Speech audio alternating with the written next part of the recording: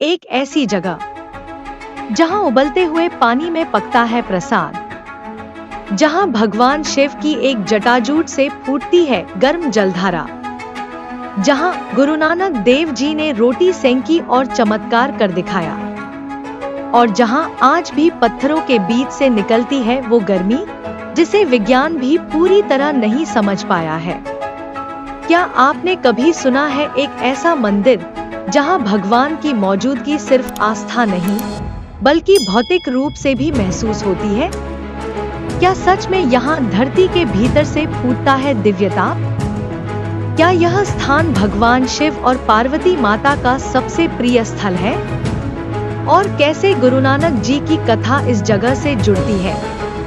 अगर आप इन सवालों के जवाब जानना चाहते हैं तो इस वीडियो को अंत तक जरूर देखें, क्योंकि आज हम जानेंगे मणिकरण महादेव मंदिर की रहस्यमयी और पवित्र कहानी। और वीडियो के मध्य में हम आपको दिखाएंगे वो स्थान जहां आज भी लोग गर्म झरनों में चावल डालकर प्रसाद बनाते हैं, बिल्कुल बिना किसी गैस या लकड़ी के।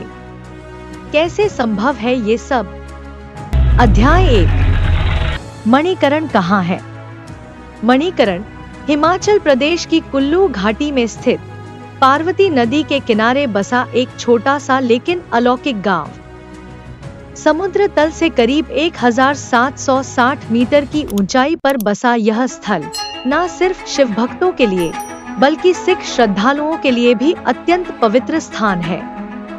यहाँ का वातावरण, चारों ओर ऊंचे ऊंचे पहाड़, कलकल बहती पार्वती नदी और हर तरफ बर्फीली चोटियां, मानो स्वर्ग धरती पर उतर आया हो। अध्याय 2, शिव और पार्वती की कथा, पौराणिक कहानी। कहते हैं कि जब सृष्टि का सृजन प्रारंभ हुआ तब भगवान शिव और माता पार्वती पृथ्वी के विभिन्न हिस्सों में विचरण कर रहे थे। उसी समय उन्होंने कुछ समय विश्राम के लिए मणिकरण को चुना। यहाँ की शांत वादियाँ, उन्मुक्त हवा और दिव्यता देखकर शिव जी इतने प्रसन्न हुए कि उन्होंने यहाँ समाधि ले ली। माता पार्वती इस स्थान पर जब नदी किनारे स्नान कर रही थी तभी उनका मणि कर्णफूल पानी में गिर गया और नदी की गहराई में लुप्त हो गया। अब कहानी में आता है एक रहस्यमयी मोड़, जब शिव जी क्रोधित हुए और त्रिलोक में हलचल मच गई। क्यों? शिव जी ने अपने गणों को मणि ढूंढने भेजा, लेकिन असफलता मिली। तब शिव जी के तीसरे नेत्र से प्रलय का संकल्प उत्पन्न होने लगा। पूरी सृष्टि संकट में आ गई। तभी भगवान विष्णु ने प्रकट होकर कहा, यह कार्य स्वयं भगवान शेषनाग के अवतार ने किया है। तभी जल से एक तेज प्रकाश उत्पन्न हुआ और मणि प्रकट हो गया।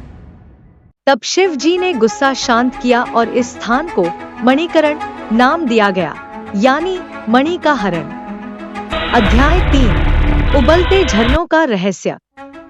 मणिकरण का सबसे बड़ा चमत्कार है यहाँ के गर्म पानी के झरने। यहाँ हर मंदिर और गुरुद्वारे के पास प्राकृतिक रूप से उबलता हुआ पानी निकलता है। यह पानी इतना गर्म होता है कि इसमें चावल, दाल, सब्जियां और यहाँ तक कि पूरा खाना पका दिया जाता है।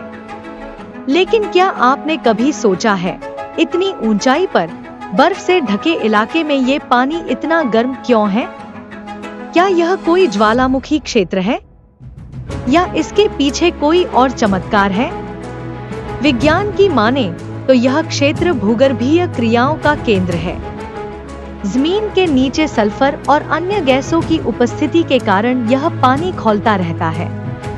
लेकिन भक्त कहते हैं यह भगवान शिव की तपस्या का प्रभाव है। शिव जी की जटाओं से निकली इस जलधारा में आज भी तपस्या की ऊष्मा बनी हुई है। अध्याय 4, मंदिर की स्थापत्य और रहस्य। मणिकरण महादेव मंदिर, यह मंदिर स्थापत्य की दृष्टि से भी एक अनमोल धरोहर है। मंदिर की बनावट पहाड़ी शैली की है, जिसमें पत्थर और लकड़ी का प्रयोग हुआ है। मंदिर परिसर में शिवलिंग के पास लगातार भाप उठती रहती है। ये कोई धूप नहीं, यह गर्म पानी का स्वाभाविक भाप है। जो सदियों से बिना रुके निकलता आ रहा है। अध्याय 5 गुरु नानक देव जी और मणिकरण। मणिकरण न केवल हिंदुओं के लिए बल्कि सिख धर्म के अनुयायियों के लिए भी आस्था का केंद्र है। यहाँ स्थित गुरुद्वारा श्री मणिकरण साहिब से जुड़ी है एक अद्भुत कथा। कहते हैं कि गुरु नानक देव जी अपने शिष्य भाई मर्दाना के साथ इस स्थान पर आए। भाई मर्दाना को भूख लगी, लेकिन उनके पास पकाने को कोई साधन नहीं था।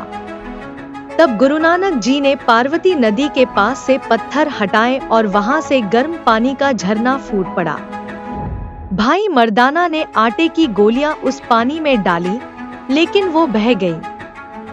तब गुरु नानक जी ने कहा, इसे ईश्वर का प्रसाद समझो और संगत में बांटो। तभी से यह स्थल सिख श्रद्धालुओं के लिए भी अत्यंत पवित्र बन गया। अध्याय 6 तप, साधना और रहस्यात्मक अनुभव। कई संतों और साधुओं ने इस स्थान पर वर्षों तपस्या की है। लोग कहते हैं, जो भी सच्चे मन से यहाँ प्रार्थना करता है, उसकी मनोकामनाएं पूर्ण होती हैं। यहाँ की ऊर्जाएं इतनी शक्तिशाली हैं कि कई साधकों को ध्यान में दिव्य दर्शन तक हुए हैं। क्या आप जानते हैं, एक बार एक साधक ने बताया कि उन्होंने स्वयं भगवान शिव को यहाँ समाधि में देखा था। क्या यह संभव है? अध्याय 7 मेलों और रहन सहन की संस्कृति। मणिकरण में साल भर श्रद्धालुओं का आना जाना लगा रहता है, लेकिन विशेषकर महाशिवरात्रि और बैसाखी के समय यहाँ विशेष मेले लगते हैं। स्थानीय लोग, साधु संत, पर्यटक सब मिलकर एक अलौकिक माहौल बनाते हैं। ढोलन गाड़ो, भजन कीर्तन और भक्ति में डूबे श्रद्धालु, हर तरफ दिव्यता का वातावरण होता है। अध्याय 8 वैज्ञानिक शोध और विदेशी जिज्ञासा। मणिकरण के झरनों को लेकर कई वैज्ञानिक रिसर्च हुई है। जापान, रूस, अमेरिका से आए भूवैज्ञानिकों ने यहाँ अध्ययन किया, लेकिन आज भी यह रहस्य पूरी तरह हल नहीं हुआ कि कैसे इतनी ऊंचाई पर बिना ज्वालामुखी के पानी लगातार गर्म निकल रहा है। कुछ शोधकर्ता इसे भूगर्भीय प्लेट्स की गतिविधियों से जोड़ते हैं, तो कुछ इसे जियोथर्मल रिजर्वॉयर कहते हैं। लेकिन भक्तों के लिए इसका एक ही उत्तर है, यह चमत्कार है भोलेनाथ का। अध्याय 9 यात्रा और उपयोगी जानकारी। अगर आप मणिकरण जाना चाहते हैं तो सबसे नजदीकी शहर है भुंतर हवाई अड्डा, और फिर आप कुल्लू या मनाली होते हुए सड़क मार्ग से पहुंच सकते हैं। मनाली से मणिकरण की दूरी लगभग 80 किलोमीटर है। यहाँ रहने के लिए धर्मशालाएं, होटल्स और गुरुद्वारे की सुविधाएं भी उपलब्ध हैं। मणिकरण महादेव सिर्फ एक मंदिर नहीं, यह एक अनुभव है। यहाँ की हवा में भक्ति है, पानी में तपस्या की गर्मी है, और भूमि पर चलने से आत्मा को शांति मिलती है। यहाँ शिव है, शक्ति है, और गुरु नानक का आशीर्वाद भी। यह स्थान हमें याद दिलाता है कि भारत सिर्फ एक देश नहीं, यह दिव्यता की भूमि है, जहाँ हर पत्थर में एक कहानी छुपी है। अगर आपको यह वीडियो पसंद आया तो इसे लाइक करें, अपने दोस्तों और परिवार वालों के साथ शेयर करें, और हमारे चैनल को जरूर सब्सक्राइब करें, ताकि आप जान सके ऐसे ही और भी अद्भुत मंदिरों, स्थानों और कथाओं के बारे में। और कमेंट में जरूर बताएं, क्या आपने कभी मणिकरण की यात्रा की है या अब करना चाहेंगे? जय भोलेनाथ। वाहे गुरु जी का खालसा, वाहे गुरु जी की फतेह।